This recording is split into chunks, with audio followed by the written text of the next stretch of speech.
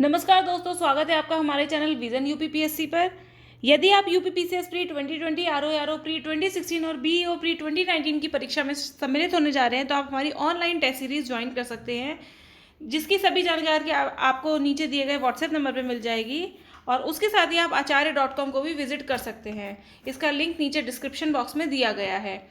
उसके साथ ही आप टेलीग्राम पे जो हमारा ग्रुप चल रहा है विजन यूपीपीएससी, इसको भी ज्वाइन कर सकते हैं। यहाँ पे आपको बहुत सारा स्टडी मटेरियल मिल जाएगा। इसका लिंक भी नीचे डिस्क्रिप्शन बॉक्स में दिया गया है। हम अभी पिछले वीडियो में हम आधुनिक भारत डिस्कस कर रहे हैं। उससे पहले प्राचीन भारत और मध्यकालीन भारत पर जो 500 MCQs दिए गए हैं वो बहुत इंपॉर्टेंट MCQs हैं, उनको आप देख सकते हैं, प्लेलिस्ट में आपको मिल जाएगा। उसके साथ ही अब हम स्टार्ट करते हैं आज का सेशन। आज हम 1857 के विद्रोह के बारे में बात करेंगे। कहा जाता है कि सबसे पहली सिपॉय म्यूटिनी यानी कि सैनिक विद्रोह था अंग्रेजों के खिलाफ। इस समय तक लोगों को समझ में आने लगा था कि अंग्रेज हमारा आर्थिक शोषण कर रहे हैं, वो भारत के वैध शासक नहीं हैं। ठीक है, भारत भारतीयों के लिए है, ना कि दूसरों के लिए। तो उसी कॉन्टेक्स्ट में आज हम MCQs देखेंगे। अक्सर ये एग्ज़ाम में कुछ ना कुछ इससे पूछा जाता है, तो MCQs आप देखिएगा और इनको देखिए करिएगा। इस तरीके से आप एक चार्ट बना लीजिए जिसमें क्वेश्चन नंबर, आपका आंसर, करेक्ट आंसर और मार्क्स लिखिएगा और नीचे कमेंट में बताइएगा कौन सा ए, माना आपने क्वेश्चन नंबर 1 का आंसर दिया है ए, करेक्ट आंसर है बी, तो आप -1 कर दीजिए।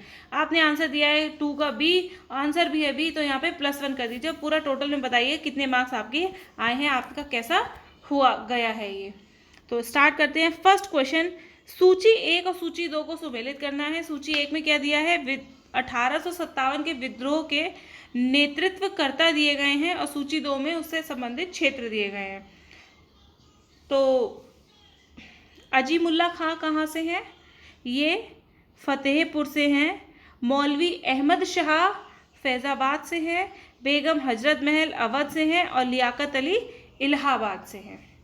ठीक है, और ये जो बहादुर शाह जफ़र हैं वो कहाँ से हैं, इसमें दिया नहीं है लेकिन आपको बता दें बहादुर शाह जफ़र जो है दिल्ली में है। तो यहाँ पे आंसर हो जाएगा हमारा A 4231। ठीक, तो देख लेते हैं यहाँ पे, सॉरी आंसर यहाँ पे 4231। ठीक है, आंसर ठीक है बिल्कुल। तो 1857 के विद्रोह में क्या हुआ था कि आपको पता है तात्कालिक कारण क्या था। छोटी छोटी चिंगारियाँ बहुत पहले से चल रही थी कि अंग्रेज ऐसे गलत करते हैं, ये करते हैं, वो करते हैं, वो सब हमें दिख रहा था। लेकिन उसके बाद छोटी छोटी चिंगारियाँ थी, कभी सन्यासी विद्रोह हुआ, कभी कोई और छोटे विद्रोह हो गए। जब मेरठ छावनी में कहा गया कि जो ये कारतूस हैं, ठीक है, जो उन्हें बंदूक में जो कारतूस लगाए जाते हैं उन पे गाय की और सूअर की चर्बी लगी हुई है, तो हिंदू धर्म के लोग भी भड़क गए क्योंकि गाय उनके लिए है, वो बहुत पायस मानते हैं, उसको पवित्र मानते हैं। और मुस्लिम धर्म के लोग भी भड़क गए क्योंकि जो वो कारतूस थे उनको दांत से खींचना पड़ता था, उन्हें लगा कि उनके धर्म पर कोई चोट की जा रही है। और इसी कॉन्टेक्स्ट में क्या हुआ, विद्रोह हो गया। और जो विद्रोही थे उन्होंने वहाँ जो भी लोग थे, अंग्रेज सिपाही, सैनिक, कमांडर जो भी थे, उनको मार दिया। और वो इतने उत्साहित थे कि चल दिए और कहाँ आ गए, बहादुर शाह जफर के पास। कौन थे बहादुर शाह जफर, आखिरी मुगल सम्राट थे, उनके पास आ गए। उनसे कहा आप हमारा नेतृत्व करिए। दिल्ली में वो थे और उनको अपना नेता मान के पूरी जो है भारत में काफ़ी प्लेसेस पर ये आग भड़क उठी। ठीक है, तो उसी कॉन्टेक्स्ट में हमने देखा कि अजीमुल्ला खां ने फतेहपुर से नेतृत्व किया, लियाकत अली ने इलाहाबाद से किया है, उसके बाद मौलवी अहमद शाह ने फैज़ाबाद से नेतृत्व किया है। यहाँ पे हमने देख भी लिया है। ठीक है, तो आपको समझ में आ गया। उसके बाद अंग्रेजों को लगा कि अरे ये तो बहुत ज़्यादा विद्रोह भड़क रहा है, उन्होंने भी इसका काउंटर अटैक किया और विद्रोह को दबा दिया गया। पर ये इतिहास के पन्नों में और आधुनिक भारत में और यूपीएससी के सिलेबस में और यूपीपीसीएस के सिलेबस के लिए बहुत ज़्यादा इम्पॉर्टेंट है। क्वेश्चन नंबर 2, 1857 के विद्रोह फैलने के क्रम में निम्नलिखित में से कौन सा क्रम सही है। सबसे पहले मेरठ हमें पता है, दिल्ली ये भी हमें पता है, दो हमें पता है, जिसमें ये दोनों होंगे तो चारों में ये कोई भी ऑप्शन हो सकता है। अब क्या है, अब तीसरा देखते हैं। दिल्ली के बाद कहाँ पहुँचा है? लखनऊ पहुँचा था, अवध में बेगम हजरत महल थी वहाँ से, देन कानपुर, देन इलाहाबाद। ठीक है, तो सबसे लास्ट में पहुँचा है ये पटना में। तो आप ज़रा ये देखिए, आप यहाँ हैं मेरठ में, यूपी में, थोड़ा सा इधर आ जाइए, ये आ गया पास में दिल्ली। दिल्ली के बाद ये किस तरीके से लखनऊ, कानपुर, आसपास का इलाका, फिर इलाहाबाद को गया है, फिर झांसी, ग्वालियर, बरेली, बनारस, इन सब जगहों को गया है। तो यहाँ पे बी ऑप्शन क्या है, सही हो जाएगा, आंसर हो जाएगा बी। क्वेश्चन नंबर 3, सूची 1 और सूची 2 को सुमेलित करना है। विद्रोह के केंद्र और दमनकर्ता। अभी तक हमने क्या देखा था, भारतीय जो नेतृत्व करता थे उनको देखा था। अब हम देखेंगे दमन कौन कौन से लोगों ने किया है, यानी कि दमन करने वाले कौन होंगे, अंग्रेज होंगे। तो दिल्ली पे किसने दमन किया है, निकलसन ने। ठीक है, निकलसन ने और हडसन ने दिल्ली में दमन किया है। कानपुर किसने किया है, कैंपवेल ने। झांसी ह्यूरोज ने, और उसके बाद इलाहाबाद पे कर्नल नील ने। तो आंसर हो जाएगा हमारा यहाँ पर ए, 1, 3, 2 एंड 4। और यहाँ पे आगे भी दे रखे हैं, देख लीजिए। इलाहाबाद और बनारस का कर्नल नील ने किया है। जगदीशपुर, जगदीशपुर कहाँ है, बिहार में, बिहार में ही है ये। तो यहाँ विलियम टेलर और आयर ने किया है। क्वेश्चन नंबर 4, 1857 के विद्रोह के समय भारत में गवर्नर जनरल कौन था? कौन था गवर्नर जनरल? लॉर्ड कैनिंग था। ठीक है, लॉर्ड कैनिंग था। भारत में कंपनी द्वारा नियुक्त है। उसके बाद हम लोग किसके अधीन आ गए थे, भारतीय ब्रिटिश सम्राट के अधीन आ गए थे, या क्राउन के अधीन आ गए थे। तो कंपनी द्वारा नियुक्त अंतिम गवर्नर जनरल था लॉर्ड कैनिंग। उसके बाद जब ब्रिटिश सम्राट के अधीन आ गए तो क्या बनने लगा, वाइसराय बनने लगा।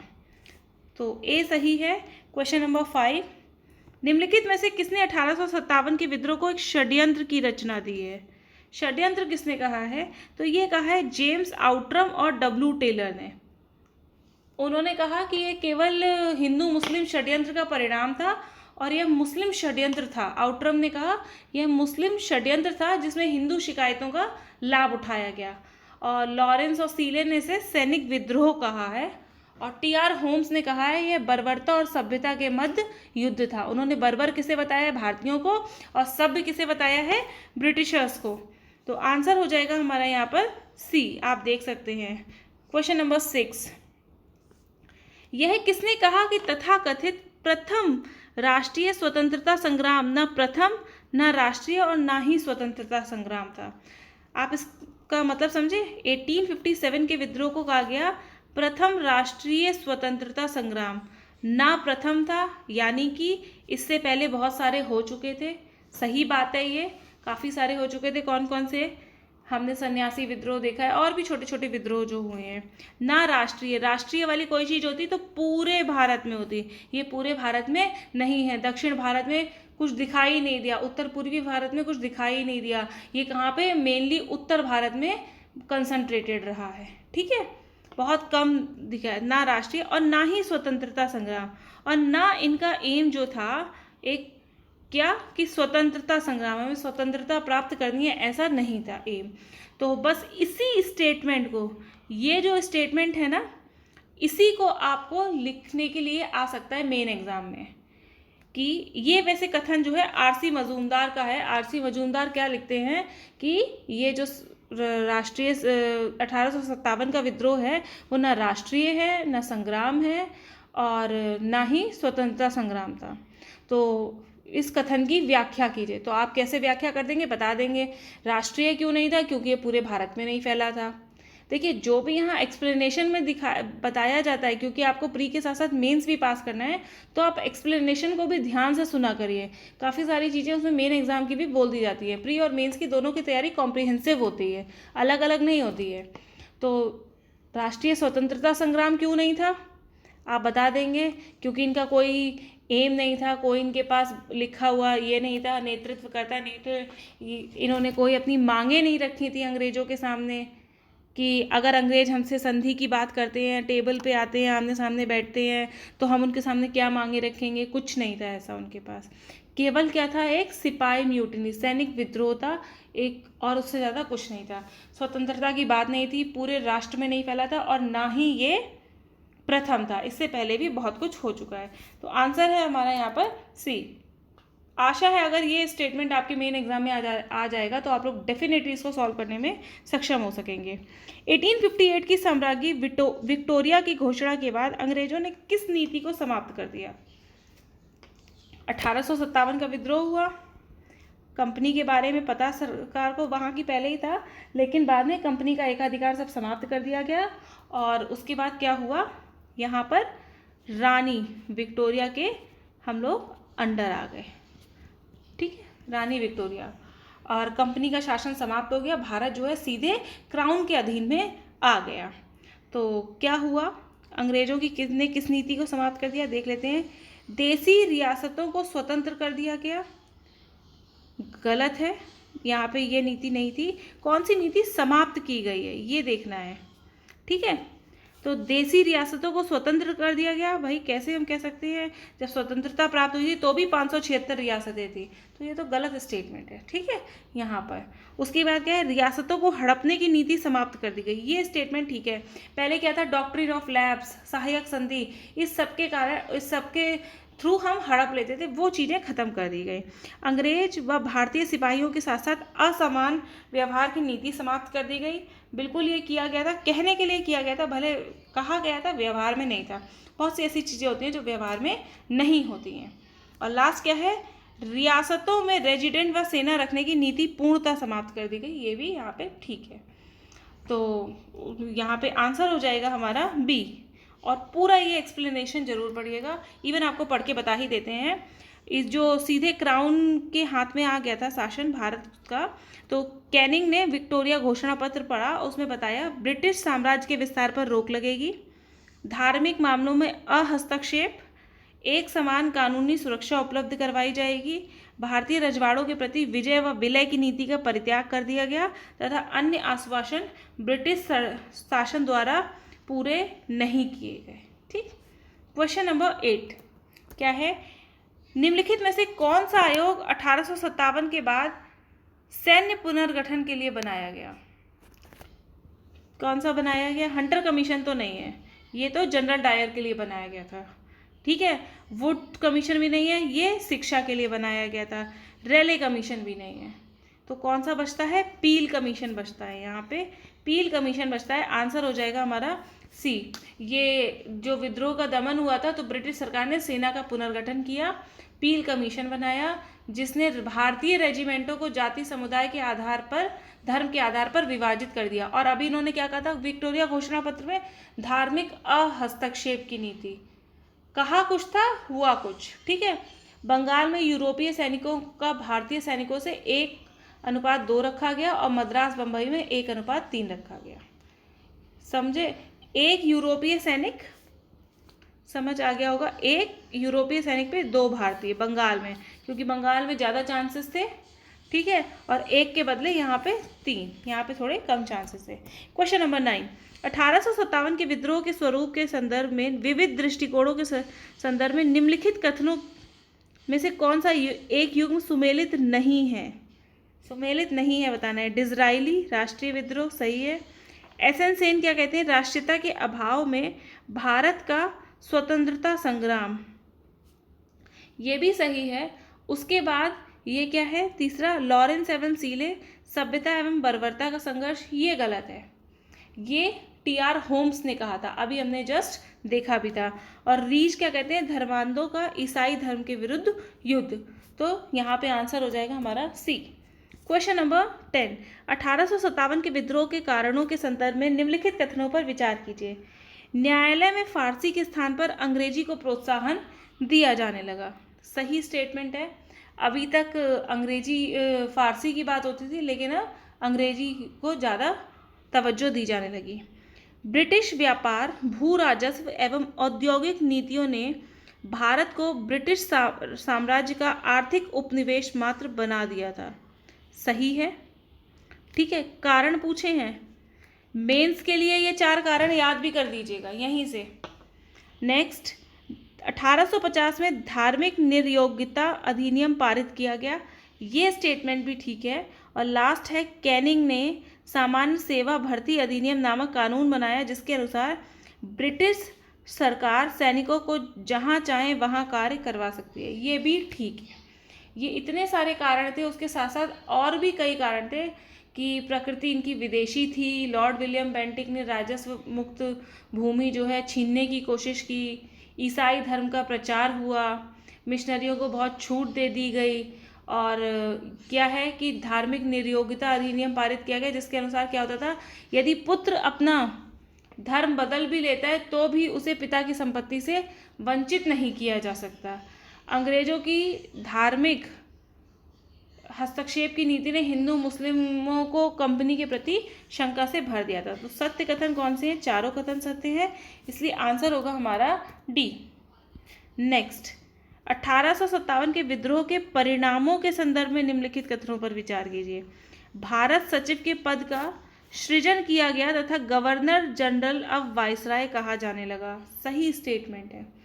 आखिरी गवर्नर जनरल कौन था? कैनिंग, और प्रथम वायसराय भी कैनिंग ही था। ठीक है। नेक्स्ट, 1861 में Indian civil services act pass हुआ, सही स्टेटमेंट है। Indian civil services act pass किया गया और सेना में भारतीय एवं यूरोपियों का अनुपात 2:1 हो गया, ये स्टेटमेंट भी यहाँ पर ठीक है, हमने अभी देखा भी था। भारतीय, अब आप ये मत सोचिएगा अभी तो वहाँ 1:2 था, वहाँ पे यूरोपीय एवं भारतीय लिखा था, यहाँ पे भारतीय एवं यूरोपीय लिखा है। इस चीज़ को भी देखिएगा, यहाँ पर ये भी चीज़ देखिएगा। ठीक है, तो ये बिल्कुल तीनों स्टेटमेंट ठीक है, इसलिए आंसर होगा डी, क्योंकि सत्य कथन पूछा है।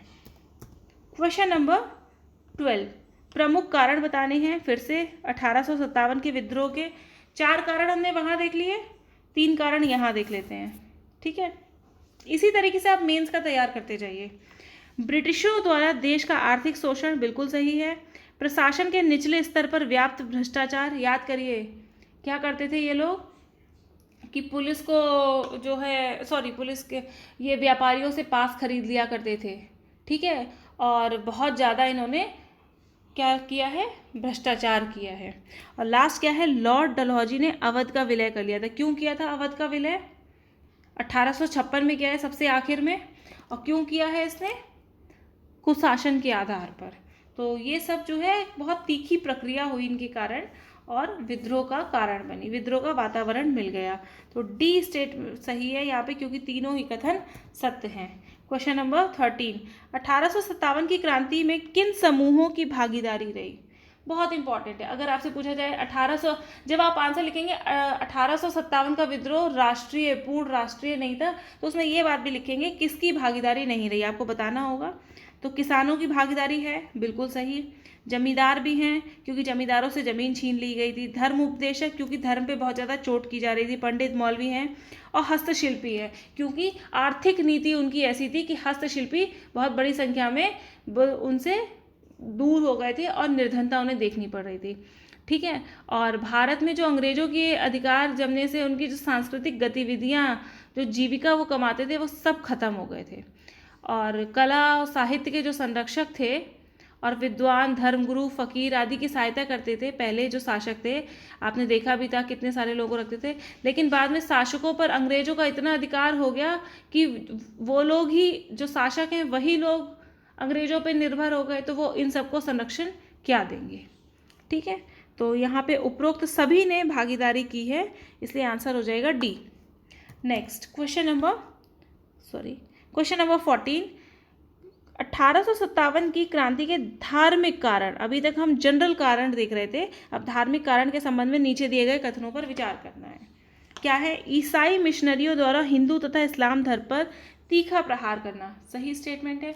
ईसाई मिशनरी अपने धर्म को बहुत अच्छा बता रहे थे, उन्होंने बताया कि वहाँ वेस्टर्न सोसाइटी में सब बराबर हैं, इस तरीके की उन्होंने जो बातें बताई। और ईसाई मिशनरियों द्वारा भारतीय लोगों को ईसाई बनाने का भी प्रयास किया गया।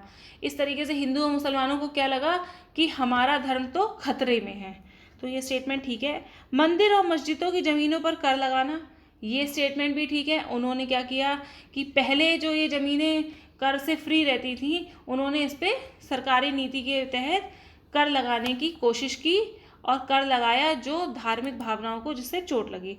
और लास्ट क्या है, ब्रिटिश सरकार द्वारा भारतीय समाज सुधारकों की सलाह पर सामाजिक कुरीतियों के विरुद्ध कानून बनाए गए।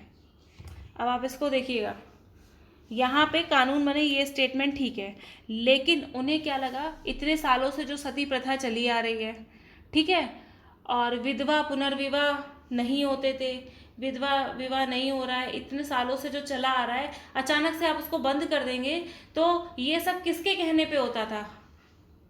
धर्मगुरुओं के, ठीक है, धार्मिक संस्थाएं इनको चलाती थी कि आपको ये करना है। और उसके बाद समाज सुधारक आए, उन्होंने कहा नहीं ये सब चीज़ें गलत है, अंग्रेज मान गए, अंग्रेजों ने भी कानून पास कर दिए। तो जो धर्म गुरु थे, जो धार्मिक जो पक्ष था या धार्मिक जो तबका था, वो तो इन सबको बुरा मानेगा और वो विद्रोह करने के लिए तैयार हो गया। सत्य कथन पूछे, इसलिए सभी कथन यहाँ पर सत्य हैं। एक्सप्लेनेशन देख सकते हैं। क्वेश्चन नंबर 15, तात्कालिक कारण पूछा गया है। 1857 का तात्कालिक कारण क्या था? तो तात्कालिक कारण क्या था बताइए? तात्कालिक कारण भी धार्मिक था। अभी आप याद करिए कि वो कारतूस में गाय और सूअर की चर्बी लगी थी, ठीक है, और जो इसे जो है मुंह से खोलना पड़ता था, तो हिंदू मुस्लिम दोनों भड़क उठे थे। तो ये भी जो है तात्कालिक कारण यहाँ पे आर्थिक था, धार्मिक था, इसलिए लिख देंगे ए, आंसर हो जाएगा ए। क्वेश्चन नंबर 16, 1857 के विद्रोह का आरंभ कहाँ से हुआ? मेरठ से हुआ, हमने अभी देख भी लिया था। और उसके बाद उत्तर में पंजाब से लेकर दक्षिण पश्चिम में राजस्थान तक एक विस्तृत भूभाग इसकी चपेट में आ गया। क्वेश्चन नंबर 17, निम्नलिखित कथनों पर विचार कीजिए। मंगल पांडे ने ग्वालियर विद्रोह किया था, गलत स्टेटमेंट है। मंगल पांडे बैरकपुर छावनी में नौजवान थे जिनको अकेले विद्रोह करने और अपने अधिकारियों पर हमला करने के कारण फांसी दे दी गई थी, तो ये स्टेटमेंट गलत है। और 1857 के विद्रोहियों ने बहादुर शाह जफर को भारत का बादशाह घोषित कर दिया, सही स्टेटमेंट है। बहुत बूढ़े थे, शक्तिहीन थे, स्टिल उन्हें भारत का सम्राट कह दिया गया था, ठीक। और महान विद्रोह का केंद्र कौन सी जगह बन गई? दिल्ली बन गई थी। और बहादुर शाह इसका प्रतीक माने गए। सत्य कथन पूछा है, केवल कथन 2 सत्य है, आंसर हो जाएगा हमारा बी। क्वेश्चन नंबर 18, दिल्ली में प्रतीक रूप में विद्रोहियों के नेता बादशाह बहादुर शाह थे, परंतु वास्तविक नियंत्रण एक सैनिक समिति के हाथों में था। इस समिति का प्रमुख कौन था? वेरी टिपिकल क्वेश्चन, थोड़ा सा अंदर जाके है, ठीक है, पर यूपी कमीशन वाले ऐसे क्वेश्चंस पूछने का बहुत ज़्यादा प्रयास करते हैं। तो उस समय कौन था ये थे जनरल वक्त खां। अगर कभी आता है कि दिल्ली से नेतृत्व किसने किया, तो दिल्ली से नेतृत्व में अगर इनका भी नाम हो और बहादुर शाह का भी नाम हो, तो दोनों को ही टिक करना है। ऑप्शन उसी तरीके से बनाए गए होंगे, ठीक है। प्रतीक के रूप में बहादुर शाह जफर जरूर थे, पर वो बहुत बूढ़े थे, इसीलिए समिति के प्रमुख जनरल बख्त खां थे। इन्होंने बरेली से सैनिकों का नेतृत्व भी किया था और तथा उनको दिल्ली ले आए थे, ठीक है। और वैसे ही ब्रिटिश सेना में क्या थे? एक तोपखाने में सूबेदार थे। क्वेश्चन नंबर 19, क्रांतिकारियों के नाम है और स्थान। ये क्वेश्चन बहुत बार पूछा जाता है, आरओ के लिए, आरओ के लिए और बीईओ के लिए, ये इम्पॉर्टेंट भी बहुत है। तो नाना साहब ने कहाँ से किया है? नाना साहब याद करिए कौन थे? अंतिम पेशवा बाजीराव द्वितीय को मराठे के जो थे उन्हें कहाँ भेज दिया गया था?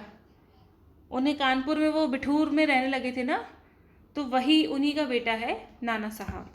तो नाना साहब कानपुर से हैं, बेगम हजरत महल लखनऊ से हैं। उन्होंने अपने जो नाबालिग बेटा था विरजिश कद्र को अवध का नवाब घोषित कर दिया और लखनऊ के सिपाहियों तथा अवध के किसानों और जमींदारों की सहायता से उन्होंने चौतरफा युद्ध छेड़ दिया था। उसके बाद रानी लक्ष्मीबाई, सबको पता है, झांसी से हैं क्योंकि इनका भी दत्तक पुत्र था, उत्तराधिकार का मामला था इनके यहाँ भी। और लास्ट है कुंवर सिंह, कहाँ से हैं? बिहार से हैं, जो आरा के पास जगदीशपुर, यहाँ से एक पाइपलाइन भी जाती है, ठीक है। यहाँ को एक तबाह और असंतुष्ट जमींदार थे ये। आंसर है हमारा यहाँ पर बी, 4312। देख लीजिए एक्सप्लेनेशन। क्वेश्चन नंबर 20, 1857 के विद्रोह के संबंध में कौन सा कथन असत्य है? वीडियो पॉज करके इस क्वेश्चन का आंसर खुद से दीजिएगा। तात्या टोपे झांसी की रानी लक्ष्मीबाई की तरफ से अंग्रेजों से लड़े, गलत स्टेटमेंट है। तात्या टोपे नाना साहब की ओर से लड़े थे। नाना साहब कहाँ से थे? कानपुर से थे। और ये तात्या टोपे उनके विश्वसनीय सेवक थे और अपनी देशभक्ति और शौर्य युद्ध और छापा मार के लिए बहुत ज़्यादा जाने जाते हैं। बाकी सभी स्टेटमेंट यहाँ पे ठीक है। विद्रोहियों ने अंग्रेजों के खिलाफ चर्बी वाले कारतूस का प्रयोग किया था, सही है। मद्रास, बम्बई, बंगाल तथा पश्चिम बंगाल विद्रोह से अप्रभावित रहे, ये भी ठीक है। और बंगाल के जमींदार विद्रोह के समय अंग्रेजों के वफादार बने रहे, ये स्टेटमेंट भी यहाँ पे ठीक है। क्वेश्चन नंबर 21, 1857 के विद्रोह के दौरान अंग्रेजों ने सर्वप्रथम किस शहर पर दोबारा कब्जा कर लिया? आर यारो और BEO के लिए इम्पॉर्टेंट क्वेश्चन है ये। तो सबसे पहले उन्होंने दिल्ली पर कब्जा कर लिया था। क्यों कर लिया था? कि जो सम्राट थे वो बूढ़े थे और राजकुमार जो थे वो छोटे छोटे थे और उन पे जो सम्राट थे उन पे मुकदमा भी चला था, ठीक है। और दिल्ली पे इसलिए भी कर लिया था कि भाई दिल्ली बहुत पास में थी, उनकी सारी सेना यहीं पे केंद्रित थी, उन्होंने फटाफट कनेक्टिविटी इतनी अच्छी थी कि वो यहाँ पे आ गए थे। तो आंसर है हमारा सी। क्वेश्चन नंबर 22, 1857 के विद्रोह में किन भारतीय शासकों ने विद्रोह को कुचलने के लिए ब्रिटिशों का साथ दिया था? बहुत सारे लोगों ने साथ दिया था। ग्वालियर के सिंधिया उन्होंने दिया था, हैदराबाद के निजाम ने दिया था, भोपाल के नवाब ने दिया था और नेपाल के राजा ने भी दिया था। वास्तव में क्या हुआ, भारतीय शासकों में केवल 1% से भी अधिक जो है विद्रोह में शामिल ही नहीं हुए थे। बाकी लोग, ये जो विद्रोह था इसीलिए इसको कहा जाता है पूरे पैन इंडिया बेसिस पे नहीं था, बाकी सभी लोग नहीं थे इसीलिए कहा जाता है, क्योंकि शासक तो इससे बहुत दूर रहे थे, ये कहीं ना कहीं सिपाही म्यूटिनी ही था, ठीक है।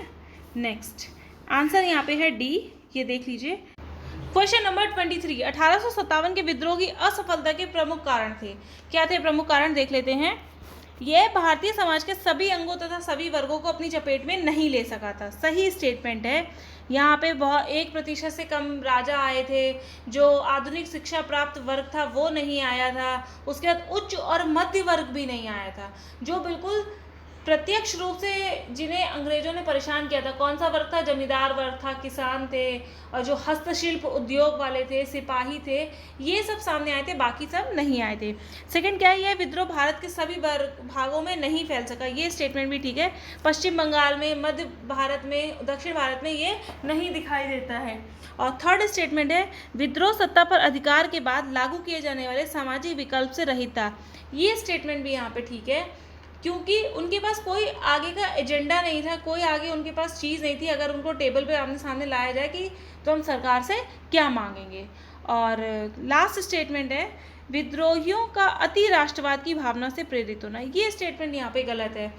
वो अति राष्ट्रवाद की भावना से प्रेरित नहीं थे, वो तो इस बात से अपरिचित थे, वो केवल उस टाइम की परिस्थितियों से बहुत परेशान थे, इसीलिए उन्होंने विद्रोह कर दिया था, ठीक है। और ये भविष्योन्मुखी, उनके पास कोई कार्यक्रम नहीं था, कोई विचारधारा नहीं थी, राजनीतिक परिप्रेक्ष्य, भावी समाज, अर्थव्यवस्था के प्रति कोई स्पष्ट दृष्टिकोण नहीं था, ठीक है।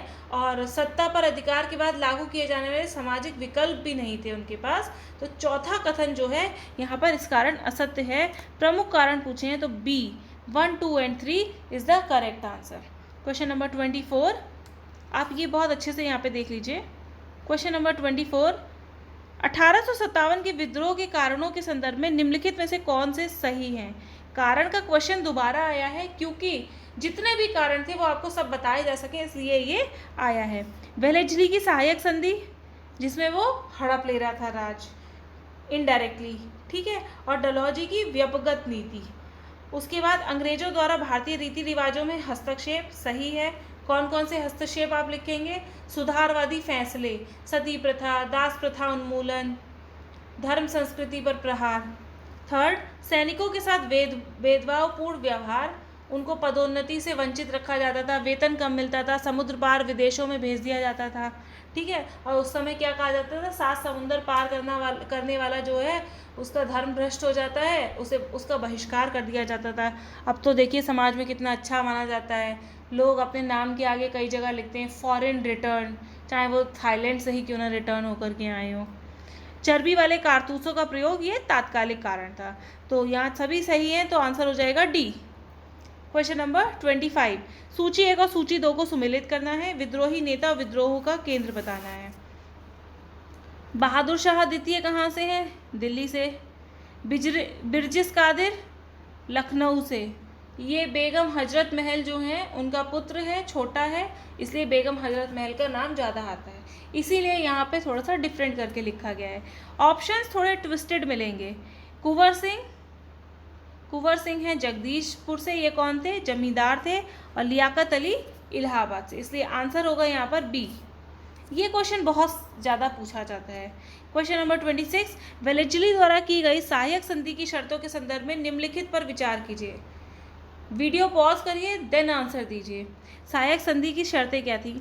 अंग्रेज अपने सहयोगों की बाहरी और आंतरिक चुनौतियों से रक्षा करेंगे, उन्होंने कहा था, सही है। सहयोगी पक्ष अंग्रेजों की अनुमति के बिना युद्ध तो कर सकता है किंतु संधि नहीं, ये गलत था। ना तो युद्ध करेगा ना संधि करेगा, दोनों ही चीज़ों पे मनाही थी। सहयोगी पक्ष के भू क्षेत्र में एक सैनिक टुकड़ी तैनात रहेगी, सही है। और इस सैनिक टुकड़ी के रख रखाव की जो भी खर्चा आएगा वो कौन देगा? वो वही राज्य देगा जिसमें वो हैं। तो सत्य कथन यहाँ पे पूछा है, सत्य कथन क्या है हमारे? केवल 1 और 3 कथन सत्य हैं, इसलिए आंसर होगा सी। देख लीजिए क्वेश्चन नंबर 27, 1857 के विद्रोह के संदर्भ में निम्नलिखित कथनों पर विचार कीजिए। अवध में विद्रोह सबसे लंबे समय तक चला, सही स्टेटमेंट है। अवध में विद्रोही जो थे ग्रामीण थे और क्षण भर में ही इकट्ठे हो जाते थे और एकदम से लुप्त भी हो जाते थे, बहुत ज़्यादा संख्या में थी और उनके पास हथियार भी अच्छे खासे थे, इसलिए सबसे लंबे समय तक चला। पंजाब इस विद्रोह का सक्रिय केंद्र था, बिल्कुल गलत है। पंजाब ने तो भागीदारी ही नहीं की थी। और दिल्ली में जो विद्रोह दबाने के लिए कार्रवाई हुई उसमें पंजाब से ही मतलब फ़ायदा मिला था, किसे? अंग्रेज़ों को। दिल्ली के विद्रोह को दबाने के लिए कार्रवाई पंजाब से हुई थी, मतलब पंजाब के राजा ने तो उनको और साथ दिया था। तो यहाँ पे सत्य कथन पूछा है, केवल कथन 1 सत्य है, इसलिए आंसर हो जाएगा ए। क्वेश्चन नंबर 28, चित्रकार और चित्र इनको हमें सुमेलित करना है। तो फेलिस बिएतो उसने सिकंदरा बाग बनवाया है, सही है। और Thomas Jones Barker the relief of Lucknow, ये भी ठीक है। ये क्या है? 1857 के विद्रोह को दबाने के लिए जो काम किए गए थे उनको सही ठहराने और इंग्लैंड में जनता की सहानुभूति प्राप्त करने के लिए अंग्रेज चित्रकारों ने चित्र बनाए थे, जिनमें भारत में अंग्रेजों पर होने वाले अत्याचार को दर्शाया गया था। समझ रहे हैं आप? क्या है? उल्टा चोर कोतवाल को डांटे। इतने दिन से अंग्रेज हमारे ऊपर जो है अत्याचार कर रहे थे उसको नहीं बताया गया। 1857 के विद्रोह के जो चित्र बनाए गए उसमें ये बताया गया कि अंग्रेजों के ऊपर क्यों इतना अत्याचार हो रहा है और कौन कर रहा है? भारतीय ये अत्याचार कर रहे हैं। अरे भाई, इतना अत्याचार हो रहा है, चले जाओ अपने घर वापस, हम कौन सा तुम्हें बुलाने गए थे। ठीक है, तो ये दर्शाया गया। इससे क्या होगा? इससे होगा ब्रिटेन की जनता में गुस्सा आएगी, प्रतिशोध की भावना आएगी, सबक सिखाने के लिए कहेगी। और उस समय शासन किसका था? कंपनी का शासन था, ईस्ट इंडिया कंपनी। तो ईस्ट इंडिया कंपनी अगर डायरेक्ट जाके सरकार से कहेगी उनसे विरोध करिए, उन्हें सबक सिखाइए, प्रतिशोध करिए, तो शायद सरकार ना माने। लेकिन पूरी जनता मांग करेगी तो ऑब्वियसली सरकार मान जाएगी। तो इसीलिए जो चित्र हैं वो उल्टे तरीके से बनाए गए। तो यही चीज़ है यहाँ पर, और ये दोनों ही ठीक है। यहाँ पे सही उत्तर का चयन करना है तो दोनों सही हैं, 1 और 2 दोनों। और इसमें क्या है? इन मेमोरियम भी प्रसिद्ध चित्र था उस समय का, जिसमें अंग्रेज औरतें और बच्चे एक दूसरे से लिपटे हुए दिखाई देते हैं। और ये तस्वीर क्या दिखाती है? बहुत संकट है, ये दिखाती है। तो चले जाते वापस, किसने यहाँ रोका था उनको? हम तो चाहते ही थे कि वो चले जाएं। ठीक है, आंसर सी सही होगा। क्वेश्चन नंबर 29, 1857 के विद्रोह के नेतृत्व के संदर्भ में निम्नलिखित युग्मों पर विचार कीजिए। तो छोटा नागपुर, कोल आदिवासी, वो कौन थे? वहाँ पे कौन था? गोनू थे। बिहार और आरा में जमींदार कुंवर सिंह और कानपुर में नाना साहब, तीनों ही सही सुमेलित हैं, आंसर होगा डी। क्वेश्चन नंबर 30, ये विद्रोह का केंद्र और दमन करता है। ये क्वेश्चन दोबारा हो गया है, तो दोबारा टाइप हो गया है, इसलिए इसको छोड़ देते हैं। नेक्स्ट चलते हैं, क्वेश्चन नंबर 21। 1857 के प्रमुख विद्रोही शाहमल उत्तर प्रदेश के किस क्षेत्र से संबंधित हैं? ये कहाँ से हैं? बड़ौत से हैं। बड़ौत परगना बी से ये संबंधित है। क्वेश्चन नंबर 32, कंपनी द्वारा मुगल बादशाह और उसके प्रभाव को समाप्त करने संबंधी उठाए गए कदमों के संदर्भ में निम्नलिखित कथनों पर विचार कीजिए। बहुत ध्यान से ये क्वेश्चन सुनिएगा और बहुत ध्यान से ये क्वेश्चन पढ़िएगा। 19वीं सदी के प्रथमार्ध में गवर्नर जनरल डलहौजी ने ऐलान किया कि बहादुर शाह जफर आखिरी मुगल बादशाह होंगे। ठीक, ये केवल शब्दों का खेल है यहाँ पर, तो ये बात सही है। डलहौजी ने ऐलान किया, क्या ऐलान किया था? बहादुर शाह जफर की मृत्यु के बाद बादशाह के परिवार को लाल किले से निकाल कर उसे दिल्ली में कहीं और बसाया जाएगा। ये ऐलान नहीं किया था कि वो आखिरी मुगल बादशाह होंगे। ठीक है, तो ये स्टेटमेंट यहाँ पर गलत हो गई। और कैनिंग के समय पे विद्रोह हुआ है। ठीक है, अगला देख लीजिए, 19वीं सदी के द्वितीयार्ध मतलब 1850 के लगभग के बाद में गवर्नर जनरल कैनिंग ने फैसला किया कि बादशाह की मृत्यु के बाद उसके परिवार को लाल किले से निकालकर कहीं और बसाया जाएगा। ये भी गलत है।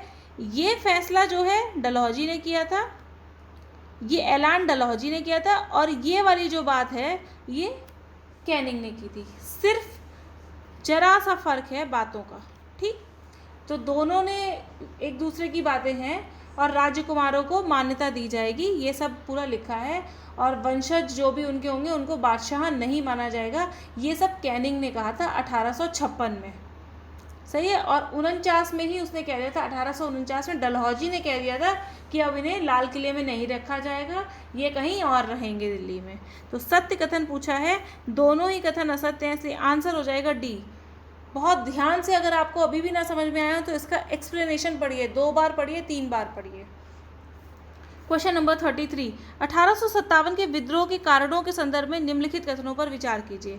गांव में किसान और जमींदार बहुत अधिक लगान और कर वसूली के सख्त तरीकों से परेशान थे। बिल्कुल थे। कई नए नियम सिपाहियों की धार्मिक भावनाओं को ठेस पहुंचा रहे थे। 7 समंदर पार वाला नियम, कारतूसों पर ये सब जो लगा दिया था वो नियम, और समुद्र यात्रा से उनका खत्म हो जाता था धर्म। ठीक है, तो ये वाला सही है स्टेटमेंट। और भारतीय समाज सुधार के अंग्रेजों के प्रयासों से भारतीय जनता रुष्ट थी, ये भी यहाँ पे सही है।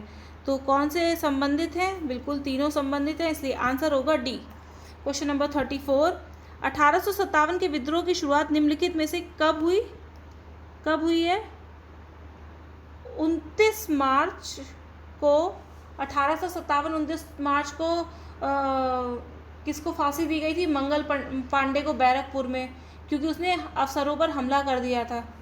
ठीक है, और उसी के बाद जो है मई में ये क्रांति हुई है। 10 मई की रात को कुछ सैनिकों की टोली ने दिल्ली पहुंचे थे वो, और ये जो है 9 मई को इन लोगों को सज़ा दी गई थी। 10 मई से इसको माना जाता है, और 10 मई को ये लोग पहुंचे थे, 11 मई से बल्कि माना जाता है इसको। तो ये आप यहाँ पे देख सकते हैं, 11 मई की सुबह से ये विद्रोह शुरू हुआ। स्टार्ट कहाँ से हुआ? 29 मार्च को इसको फांसी दी, 9 मई को 10-10 साल की सज़ा दी, 85 सैनिकों को।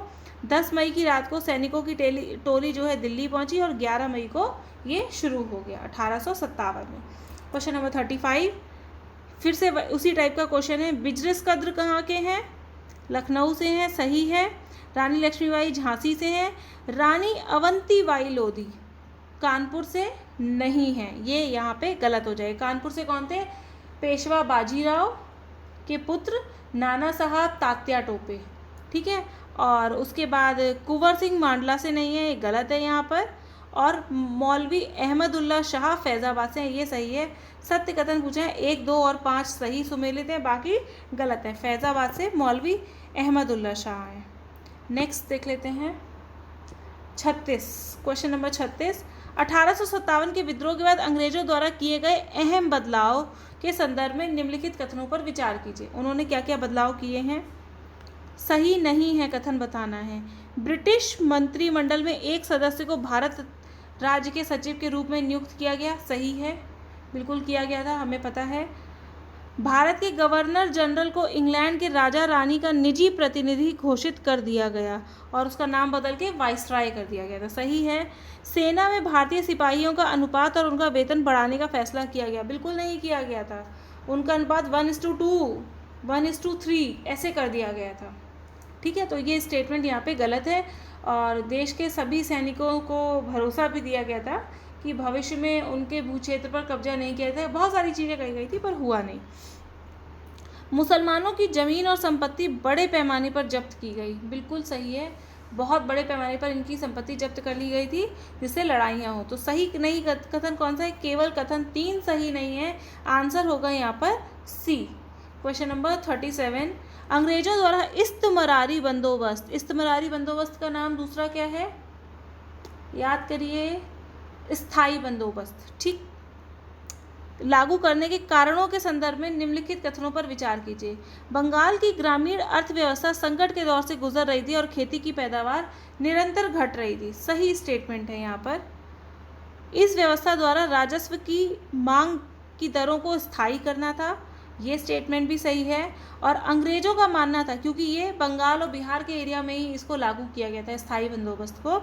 और अगला स्टेटमेंट है, अंग्रेजों का मानना था इस व्यवस्था से एक ऐसा वर्ग उत्पन्न होगा जिसके पास कृषि में निवेश करने के लिए पूंजी और उद्यम दोनों होंगे। तो ये स्टेटमेंट भी यहाँ पे ठीक है। तो उपर्युक्त कारणों में से कौन से इस्तमरारी बंदोबस्त लागू करने के लिए जिम्मेदार थे? सभी कारण जिम्मेदार थे, तो आंसर हो जाएगा डी, यानी कि सभी कथन यहाँ पर सत्य हैं। क्वेश्चन नंबर 38, सूर्य अस्त नियम का संबंध निम्नलिखित में से किस और किन भूमि व्यवस्थाओं में था? इस्तमरारी व्यवस्था, स्थायी बंदोबस्त, महालवाड़ी भी हमने पढ़ी थी। पूरे गांव के एक समूह को महाल मान लिया जाता था, कुछ गांव के समूह को या लोगों को इस तरीके के, और वो लोग कर देते थे राजा को या अंग्रेजों को।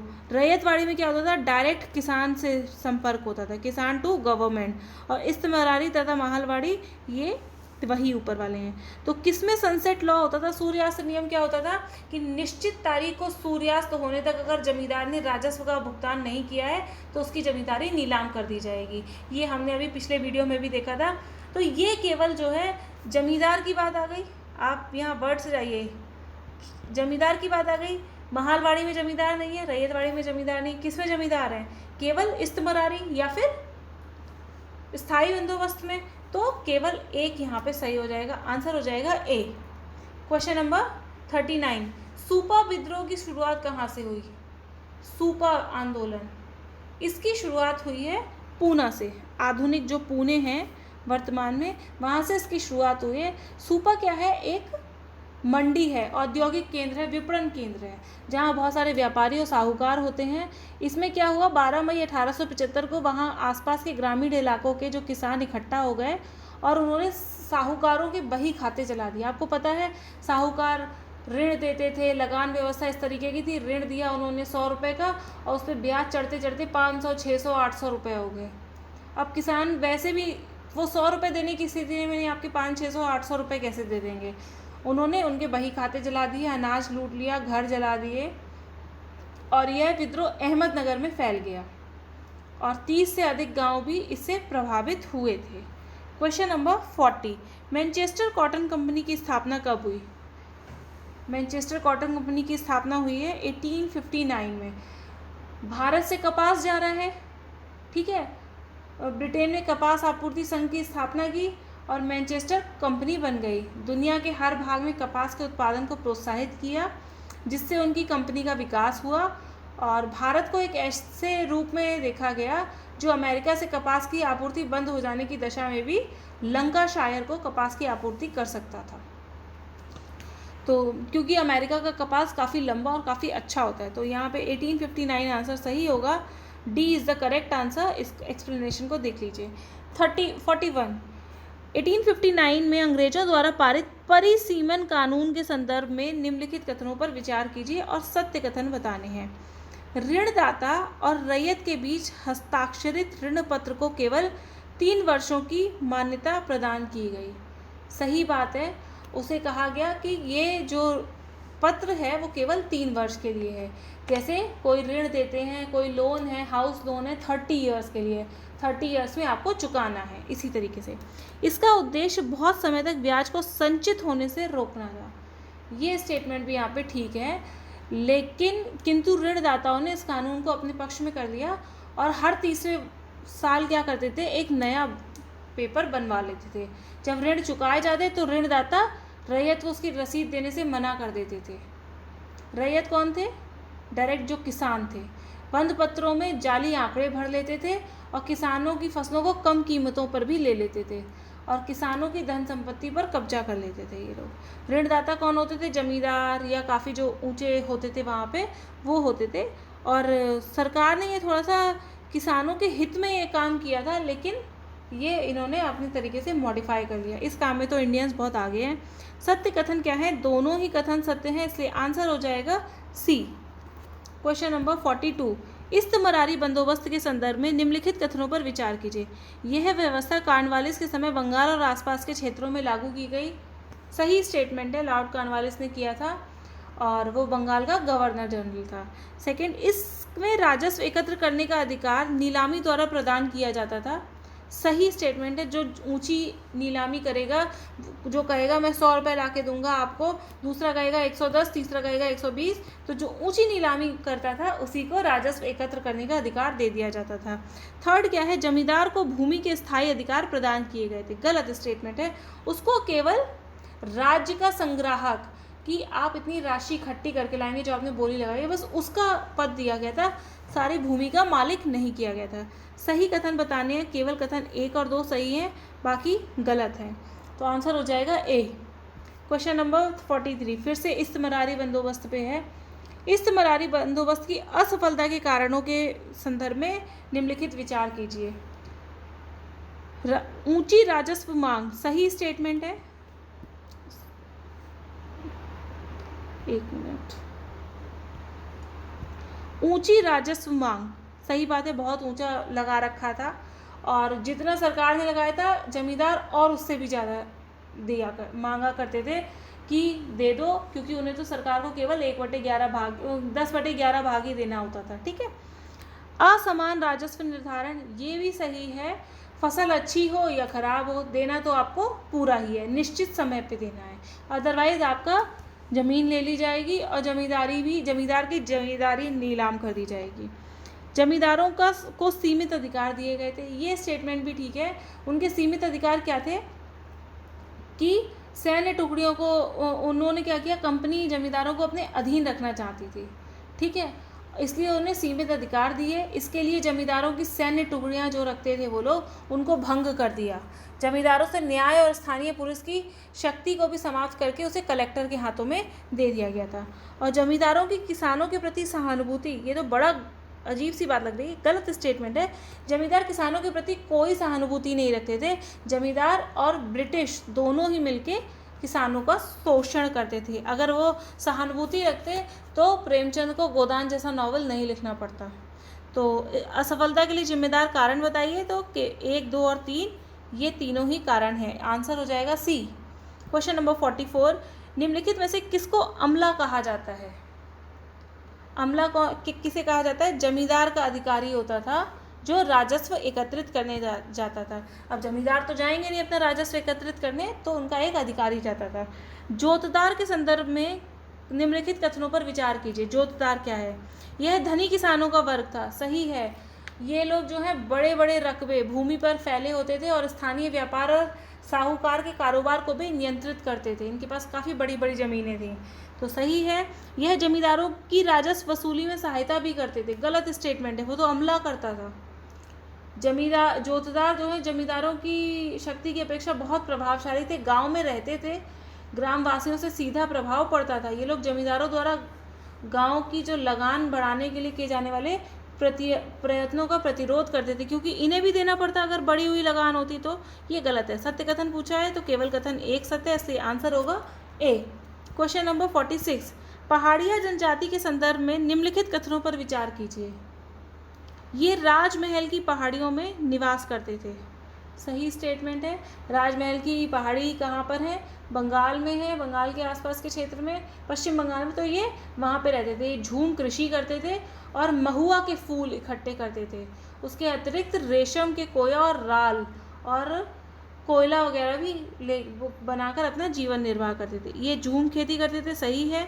जमींदार और व्यापारी इन्हें नियमित रूप से कर अदा करते थे, ये स्टेटमेंट भी सही है।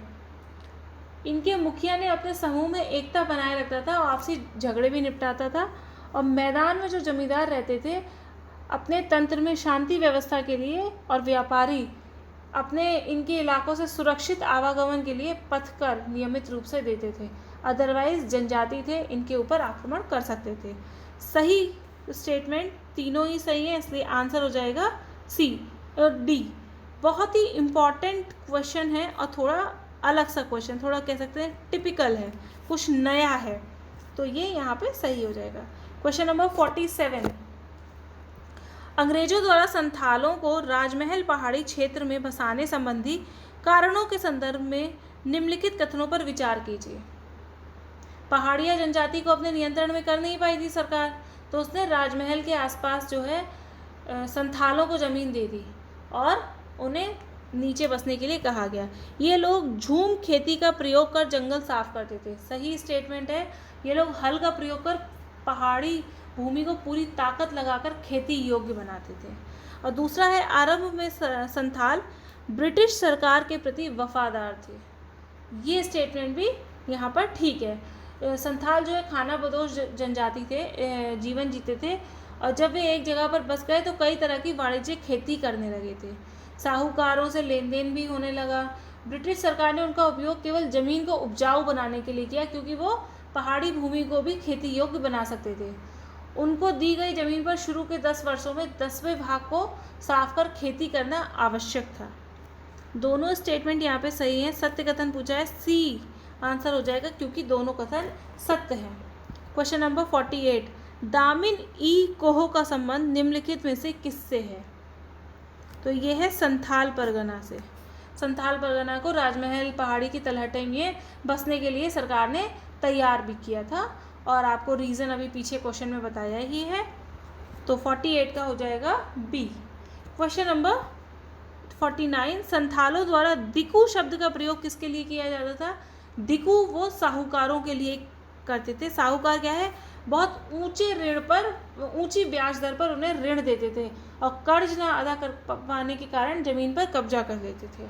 लास्ट क्वेश्चन नंबर 50, रैयतवाड़ी के संदर्भ में निम्नलिखित कथनों पर विचार कीजिए। यह राजस्व प्रणाली बम्बई में लागू की गई। बिल्कुल सही है। महालवाड़ी कर्नाटक की तरफ की गई थी और ये रैयतवाड़ी जो है वो यहाँ पे लागू की गई। सीधे रैयत से ही राजस्व की राशि तय की जाती थी। इसमें राजस्व की राशि सीधे रैयत के साथ तय की जाती थी, सही स्टेटमेंट है ये भी। और लास्ट है, हर 30 वर्ष बाद राजस्व पुनः निर्धारित कर राजस्व की दर बढ़ा दी जाती थी। तीसरा स्टेटमेंट भी सही है। तीनों कथन सही है, सत्य कथन ही पूछे, इसलिए आंसर होगा हमारा डी। तो आज का सेशन यहीं पर समाप्त होता है। Thank you very much for the discussion.